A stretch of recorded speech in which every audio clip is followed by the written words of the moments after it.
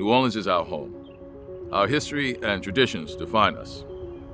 But our low elevation and intense rainstorms make flooding a part of our life here as well. Our average annual rainfall is one of the highest in the country. And that, combined with the bowl-shaped landscape of our city, well, it's not something that we can just pump our way out of. But we've gone through too much to just sit back and do nothing. So now we're taking action. It starts with fixing the old, broken parts of the drainage system and investing in how we control the rainwater.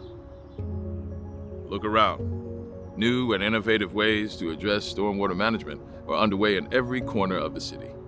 But protecting our communities will truly take all of us. And that's where you and I can lend a hand.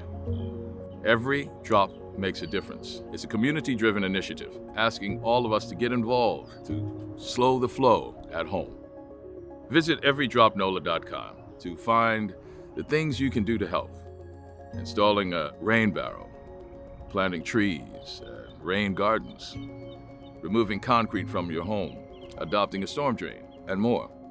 Together we can start building a brighter, drier future for New Orleans. Visit everydropnola.com today, because every drop makes a difference.